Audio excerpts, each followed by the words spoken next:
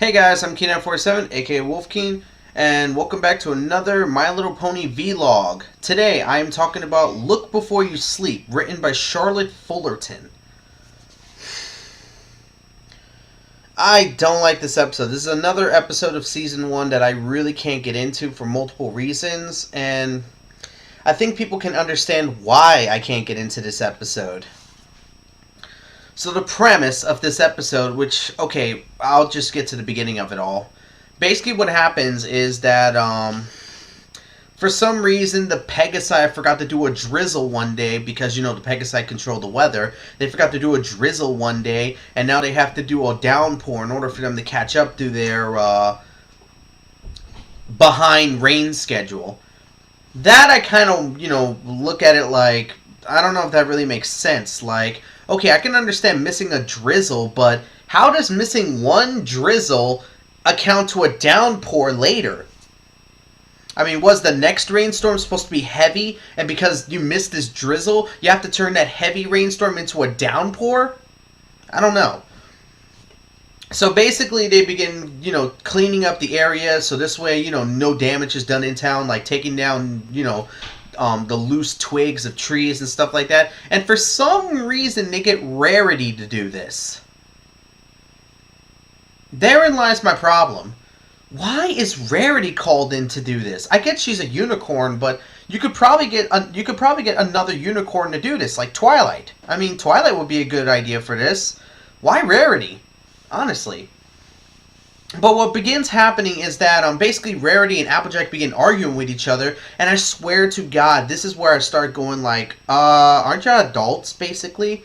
I know Digibrony came up with the idea that they're actually teenagers, and Equestria Girls proves this in some instances, but they own businesses. So nevertheless, they're mature enough to own businesses, and yet they're doing the does not does so argument. That's something a freaking 6 to 8 year old would do. When they're like, oh, you stole my pudding. And I'm like, no, I didn't. I'm like, yes, you did. No, I didn't. Yes, you did. No, I didn't. Yes, you did. Infinity. No, I did. Infinity plus 2. Like, why would you do that? I mean, I don't get it. So they begin arguing with each other because they're completely going against each other's beliefs in many cases and their styles. So, of course, they get called into Twilight's house, and Twilight wants to have a slumber party. And here where we get a line that says, I've always wanted a slumber party. No, you freaking didn't, Twilight. No, you never didn't, Twilight. You hated the idea of having friends before meeting the remain 5. That is a huge flaw in continuity. I know people are going to say, oh, that's nothing major. Think about it, guys. She was antisocial before meeting the remain 5. Hell, when she was invited to a party, she refused. And honestly, that's where we get the premise of this episode. A slumber party. I know that slumber parties, sleepovers, and other stuff like that have been done good in the past, but this is something you would expect from a show like My Little Pony Friendship is Magic. You wouldn't really expect a slumber party and stuff like that in other shows. In other kinds of shows. But in a show called My Little Pony Friendship is Magic, a slumber party sounds like something you would expect. So yeah, we get this premise, and of course, Rarity and Applejack do not want to do this because that means they'll be together, and since they're arguing with each other and going against each other, they don't want to be next to each other, which is understandable, yes, but they're being petty against each other. This is really stupid. They're being, like, real petty towards each other. But then again, they have different styles. Like, Rarity is, about being neat and clean, and Applejack just worries about getting the job done. So, their styles completely do not mesh. So we go through different events where they just keep going against each other, like Truth or Dare, where they're making each other do the stupidest of things, like Applejack telling Rarity to go out in the rain and let her mane get ruined again. Applejack, I understand you want to get back at Rarity, but that's a good way to give someone pneumonia. That was a dick move. And then Rarity makes Applejack wear a frou-frou dress. I'm sorry to say, but that's karma. That is extreme karma for Applejack on that one. She deserved it. And of course, they move on to the next game, which is a pillow fight. And of course, Applejack and Rarity take it way too far. Like, way too far. And it just goes like, against each other and yada yada yada, and then we move on to the sleeping part of the slumber party, and of course they're still going against each other because they have to share the same bed. Why do they have to share the same bed again?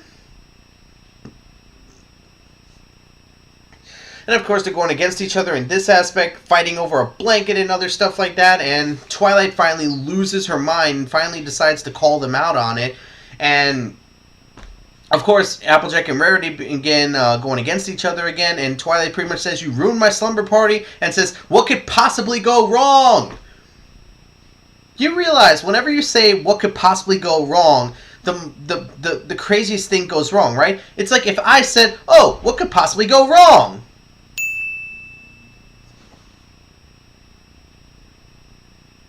Wow.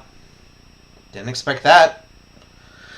But anyways, a lightning bolt hits a tree and causes it to nearly fall onto a house. Applejack decides to, instead of listening to Rarity on this one, decides to get the tree with the lasso and pull it towards them, which causes the tree to go right through the house, and basically, well, you get the rest.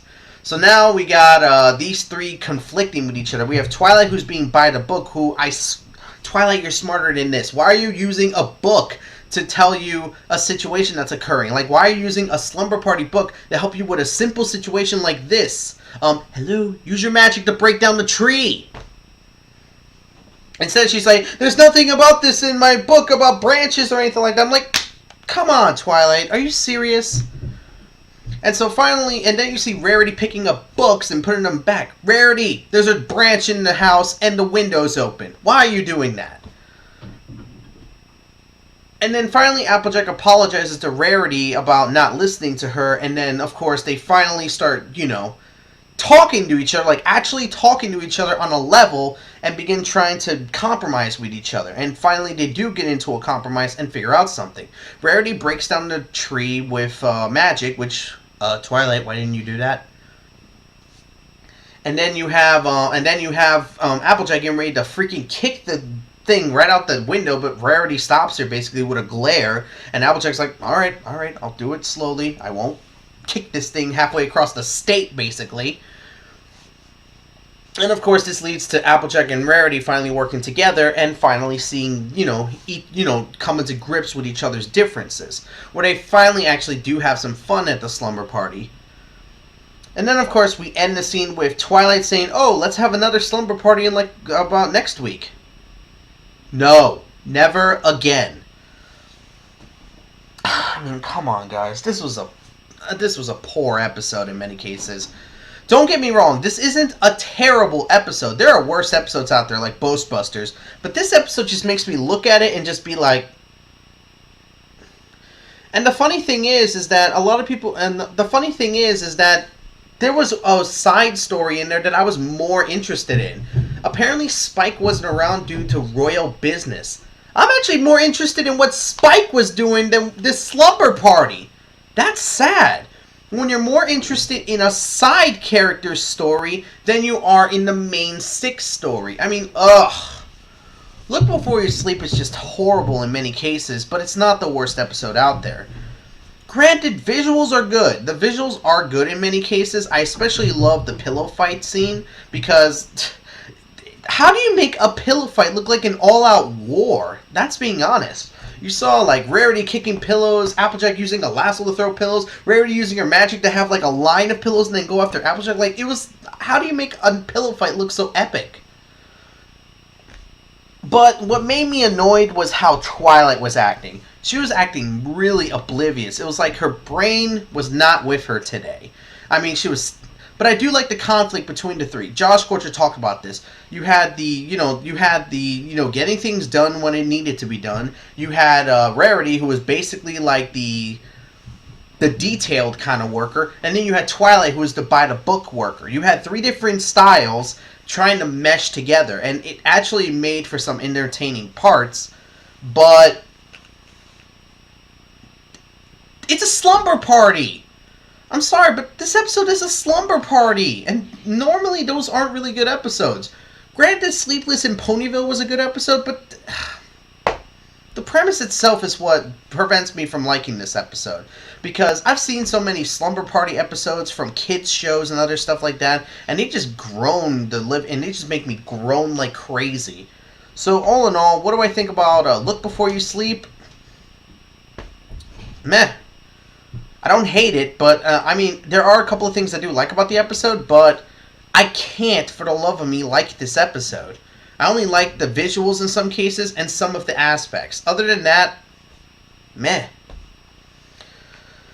Oh, brother. And I already know what I'm coming up to next. I'm coming up to what some people say is the worst episode of My Little Pony, and some are saying is the best episode of My Little Pony.